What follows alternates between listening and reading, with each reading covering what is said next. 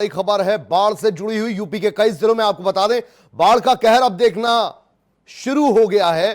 कुशीनगर में नारायणी नदी उफान पर है। बारिश वाल्मीकि बैराज से छोड़े गए पानी से नदी उफान पर। कुशीनगर में 12 से ज्यादा गांव में घुसा बाढ़ का पानी। अयोध्या में सरयू का जलस्तर बढ़ा। सरयू का जलस्तर बढ़ने से कई गांव चपेट में। बाढ़ से सैकड़ों बीघा खेतों में फसल बर्बाद। बाराबंकी में कटान और बीमारियों से बढ़ी परेशानी।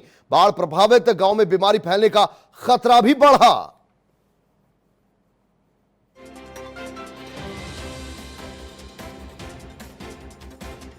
तो सरयू का जलस्तर भी बढ़ा है। बाढ़ से सैकड़ों बीघा खेतों में फसल बर्बाद हुई है। नेपाल से दरअसल लगातार जो बारिश हो रही है, पहाड़ी इलाकों से तराई में जो पानी उतर रहा है, उसके बाद यह बाढ़ का रूप इख्तियार कर रहा है। तो यूपी के कई जिलों में इस वक्त बाढ़ आई हुई है। कटान की समस्या के चलते लगातार नदियों का पानी जो है गांव देहातों में घुस रहा है। वाल्मीकि बैराज से छोड़े गए पानी से भी नदी पूरी तरह से उफान पर है और कुशीनगर में 12 से ज्यादा गांव में पानी घुस चुका है। तो यहां आना जाना और जो मार्गों का संपर्क है लगातार कटता सा जा रहा है। तो ये देख लीजिए, ये गांव देहात है ये, और सरयू नदी का पानी जब वाल्मीकि बैराज से छोड़ा गया उसके बाद ये बेतहाशा बढ़ गया और तटबंधों को नकारता हुआ ये गांव देहात इलाकों में कई गांव में पहुंचा है, जहां पर अब बाढ़ की स्थितियां उत्पन्न हो रही हैं।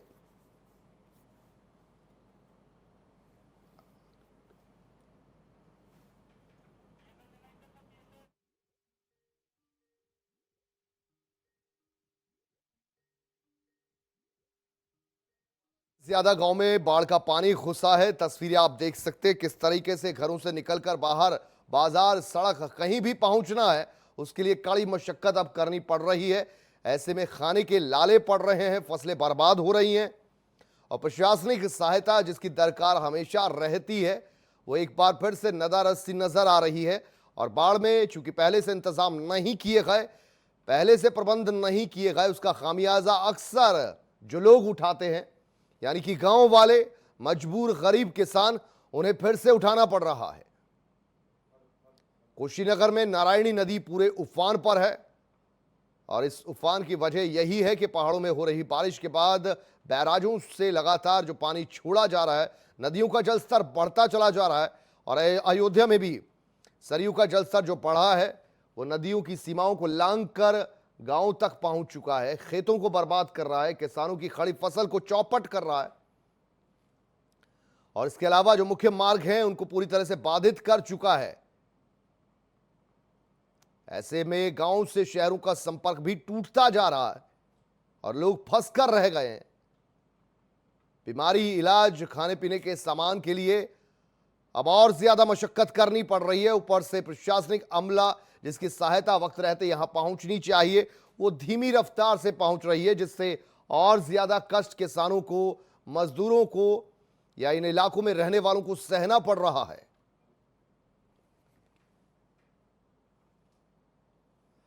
तो ये तस्वीरें आप देखिए,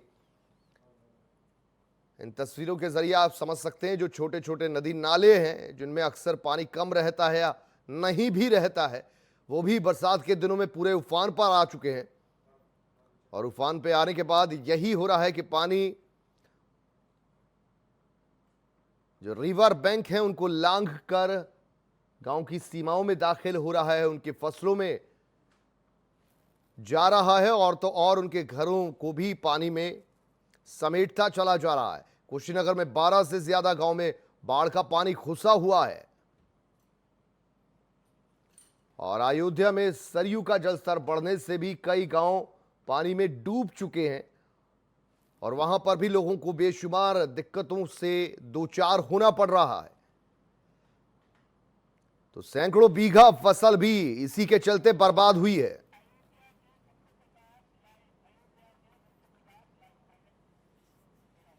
अयोध्या से सत्यप्रकाश हमारे संवाददाता इस वक्त लाइव हमारे साथ जुड़ रहे हैं। सत्यप्रकाश, आपसे जानना चाहेंगे, सरयू नदी के जो उफान से गांव देहात में अब नुकसान पहुंच रहा है उसका जायजा लिया जा रहा है? किसानों की समस्या, मजबूरों की समस्या समझी जा रही है या उन्हें अपने हाल पे छोड़ दिया गया है? जी बिल्कुल, मैं आपको बताना चाहूंगा जिस प्रकार से सरयू नदी का जलस्तर लगातार बढ़ रहा है, ऐसे में जो है कई गांव में पानी घुस गया है, कई खेतों में पानी भर गया, लेकिन अभी तक कोई भी प्रशासनिक अधिकारी उन तक नहीं पहुंचा। इसके किसान काफी परेशान हैं और तरह तरह के आरोप भी लगा रहे हैं कि अभी तक किसी प्रकार का सूझबूझ नहीं लिया गया। मतलब कोई भी प्रशासन अभी इसकी जानकारी तक लेना नहीं चाहा है, क्योंकि कई गांव के लोग जो है इस बाढ़ की समस्या से जूझ रहे हैं। काफी फसलें भी बर्बाद हो गई हैं, लेकिन जो आज जलस्तर में लगातार घटते और बढ़ोतरी का जो क्रम है, कहीं ना कहीं अब कटान की स्थिति भी पहुंच चुकी है। ऐसे में जो है जो केंद्र राज्य सरकार के द्वारा जो जारी किए गई योजनाएं हैं उन लोगों को लेकर जो है। अच्छा सत्य प्रकाश, ये बताइए कि कितने गांव होंगे जो अब फिलहाल जलमग्न हो चुके हैं, और थोड़ी तस्वीरें अगर आप नदी की दिखा सके, जलस्तर कितना बढ़ चुका है? जी बिल्कुल, जो मैं आपको बता दूं इस समय जो है डेंजर जोन के करीब है, खतरे के निशान के ऊपर बह रही है सरयू नदी, और लगभग 1 दर्जन गांव ऐसे हैं जहां पर पानी घुस चुका है। और माना जा रहा 2-3 गांव ऐसे भी हैं कि जो बाढ़ की चपेट में जो लगातार नदी का बढ़ने और घटने का क्रम है, उसको लेकर कटान की जो स्थिति है उससे जो है 2-3 गांव ऐसे हैं जो कटान होती है तो वो गांव भी बिखर सकते हैं। तो कहीं ना कहीं बहुत ही गंभीर समस्या है गांव के लोगों को, किसानों के लिए। जी अच्छा सत्य प्रकाश, अयोध्या रामनगरी की अगर बात की जाए, यहां से सरयू गुजरती है, क्या शहर में भी कोई इस प्रकार की दिक्कत, बाढ़ का पानी क्या शहरों में भी घुस रहा है? जी मैं आपको बिल्कुल बता दूं, जिस प्रकार से जो पुराने कई वर्षों से लगातार जो है जब सरयू उफान पे आती है तो अयोध्या में पानी घुस जाता था, लेकिन इस दौरान जो है कुछ योजनाओं के तहत घाटों का निर्माण कराया गया है। इसके कारण जो है सब अयोध्या में तो पानी नहीं घुस पा रहा है, लेकिन जो राम की पैड़ी अयोध्या में बनाई गई है, कहीं ना कहीं सरयू का जलस्तर अविरल धारा के लिए जोड़ा गया है, उसमें पानी लगातार बढ़ रहा है, जिसके कारण समस्याएं बढ़ रही हैं, खतरे भी बढ़ रहे हैं। जी अच्छा सत्य प्रकाश, ये भी बता दीजिए कि ये जो बाढ़ के चलते जो नुकसान पहुंचा है, जो दिक्कतें पेश आ रही हैं, इसका समाधान खुद किसान मजदूर खुद कर रहे हैं या प्रशासन भी आपको कहीं अलर्ट नजर आ रहा है? जी बिल्कुल बता दूं मैं आपको, जिस प्रकार से किसान और गांव के लोग काफी जो परेशान हैं, कहीं ना कहीं अपनी समस्या से खुद जूझ रहे हैं। लगातार रातों दिन वो अपने परिवार को सुरक्षित रखने के लिए लगातार अनेकों तरह के उपाय कर रहे हैं, लेकिन अभी तक भी प्रशासनिक अधिकारी उन तक नहीं पहुंच सका है। लगभग कितने गांव में पानी दाखिल हो चुका है सत्य प्रकाश? अयोध्या के सरयू की तट पर स्थित जो है मड़ना है, मुरीडिया है, रामपुर तिवारी है, जैसे पूरा बाजार क्षेत्र है, उनसे लगभग 1 दर्जन गांव हैं जो काफी प्रभावित हैं। और माना जा रहा है कि सरयू नदी का जलस्तर लगातार इस तरह से बढ़ता रहेगा तो और भी कई गांव हैं जो प्रभावित हो सकते हैं। वहीं दूसरी तरफ देखा जाए सरयू की तट जो रौनाही थाना क्षेत्र है, लगभग 1 दर्जन गांव वहां पर भी प्रभावित है। हजारों बीघा जमीन, खेत जो फसलों से भरे हुए थे वो आज पानी में डूबे हुए हैं। चलिए सत्य प्रकाश, आप बने रहिए हमारे साथ। सरफराज भी हमारे साथ बाराबंकी से जोड़ रहे हैं, उनसे भी खबर लेते हैं यहाँ पर क्या कुछ चल रहा है। सरफराज ये बताइए कि यहाँ पर बाराबंकी पर यहाँ पर कौन कौन सी नदियां उफान पर है, कितना नुकसान यहाँ देखने को मिल रहा है?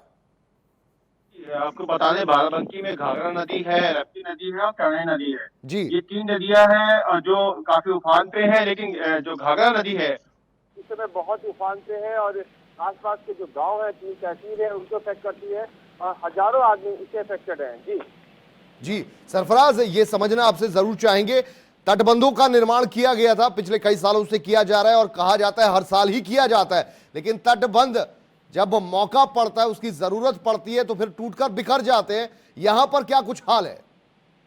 आपको बता दें कि 2007 में जब मायावती गवर्नमेंट थी तब इस बंदे का निर्माण हुआ था। करीब 56 किलोमीटर लंबा ये बंदा है और इसका निर्माण किया गया था 56 करोड़ रुपए में। लेकिन स्थिति ये है कि हर साल ये करता है और हर साल इसकी मेंटेनेंस होती है। करीब 5 गुना इससे ज्यादा मेंटेनेंस में खर्चा हो चुका है। जो एक पक्का निर्माण हो जाता तो ये प्रॉब्लम ना आती। जी चलिए, बहुत शुक्रिया सरफराज वारसी आपका, और अयोध्या से हमारे संवाददाता जुड़े सत्य प्रकाश, आपका भी बहुत बहुत शुक्रिया।